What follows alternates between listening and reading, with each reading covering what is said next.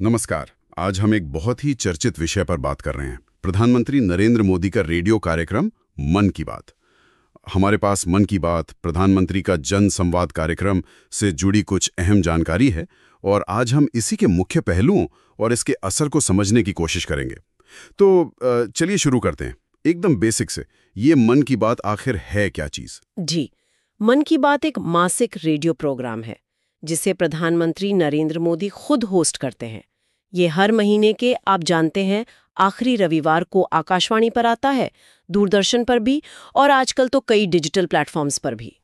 इसकी शुरुआत हुई थी 3 अक्टूबर 2014 को। अच्छा, 2014 से? हाँ, और दिलचस्प बात यह है कि शुरू तो ये हिंदी में हुआ था, लेकिन अब इसका अनुवाद मेरे ख्याल से 23 भारतीय भाषाओं और कोई 29 बोलियों में होता है। साथ में अंग्रेजी भी है।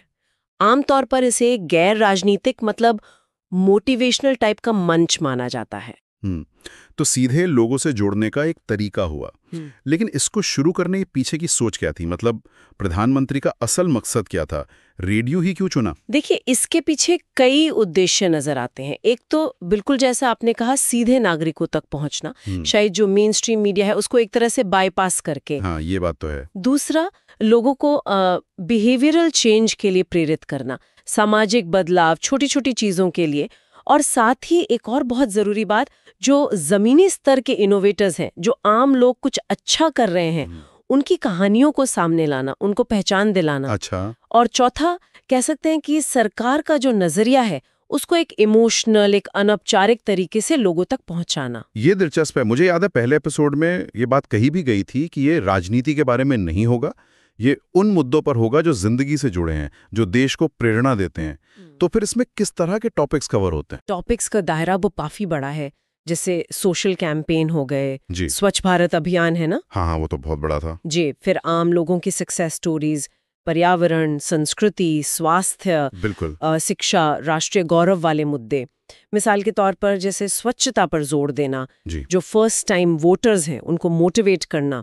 फिर वो परीक्षा पे चर्चा, वो भी इसी का एक रूप है। हाँ हाँ, बिल्कुल। पानी बचाने के लिए जल शक्ति अभियान, खादी और हैंडलूम को प्रमोट करना, योग दिवस का महत्व बताना, या फिर डिजिटल इंडिया, आत्मनिर्भर भारत जैसी जो सरकारी पहलें हैं उन पर बात करना। तो मतलब कई सारे अलग अलग विषय, स्वच्छता से लेकर एग्जाम स्ट्रेस तक, काफी बड़ा कैनवस है। अब सवाल ये है कि इन सब बातों का, इन चर्चाओं का क्या जमीन पर कोई असर भी हुआ है? मतलब जैसा हमारे सोच बताते हैं, क्या सच में कुछ बदला? हाँ, देखिए, कई तरह के प्रभाव तो बताए गए हैं। एक तो जो सबसे बड़ा असर दिखता है वो है व्यवहारिक बदलाव और जागरूकता पर। जी। जैसे लोगों को सफाई की आदतें अपनाने के लिए कहना, या वैक्सीनेशन के लिए, और कैशलेस पेमेंट, खासकर छोटे शहरों में यूपीआई का इस्तेमाल बढ़ा, इसमें भी इसका रोल माना जाता है। अच्छा। फिर मेंस्ट्रुअल हाइजीन जैसे विषय, फिटनेस, मेंटल हेल्थ, इन पर भी बात हुई जो पहले शायद मेन स्ट्रीम में इतनी नहीं होती थी। सही बात है। दूसरा, वो जो जमीनी स्तर के नायक थे उनको एक नेशनल पहचान मिली।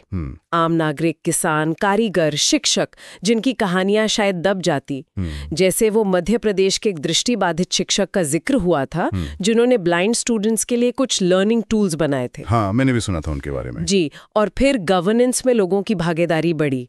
लोगों ने सफाई अभियानों में हिस्सा लिया, पानी बचाने के प्रोजेक्ट्स में काम किया, जैसे राजस्थान में एक गांव ने मिलकर तालाबों को फिर से जिंदा किया था।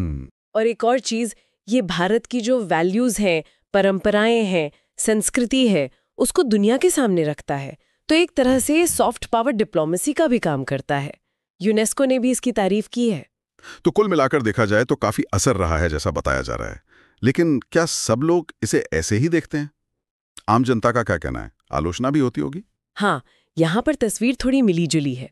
देखिए, एक तरफ तो बहुत सारे लोग हैं, खासकर गांव और छोटे शहरों में, जो इसे प्रधानमंत्री से सीधा कनेक्शन मानते हैं, भरोसेमंद।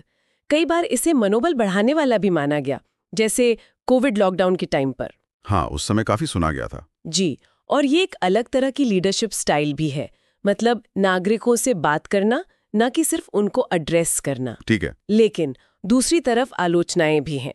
आलोचक कहते हैं कि ये वन वे कम्युनिकेशन है, मतलब आप सवाल नहीं पूछ सकते, कोई काउंटर आर्ग्यूमेंट नहीं दे सकते।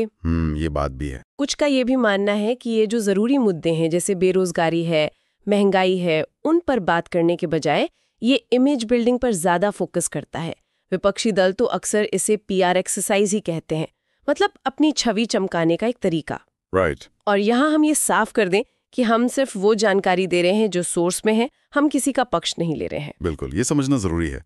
तो अगर हम इसे समेटें तो मन की बात प्रधानमंत्री का जनता से सीधा जुड़ने का एक माध्यम है। फोकस रहता है सामाजिक बदलाव, जमीनी कहानियों और राष्ट्रीय मुद्दों पर। इसने कई अभियानों को हवा दी और आम लोगों को पहचान भी दिलाई। लेकिन हाँ, ये एक तरफा संवाद है और किन विषयों को चुना जाता है इसे लेकर सवाल भी उठते हैं। बिल्कुल सही कहा आपने। और यहाँ एक सवाल छोड़ा जा सकता है सोचने के लिए, क्या इस तरह का डायरेक्ट कम्युनिकेशन, भले ही वो वन वे हो, क्या वो भविष्य में गवर्नेंस और सिटीजन एंगेजमेंट का कोई नया मॉडल बन सकता है? ये देखना दिलचस्प होगा कि समय के साथ ये कैसे इवॉल्व होता है और इसका लॉन्ग टर्म इम्पैक्ट क्या रहता है।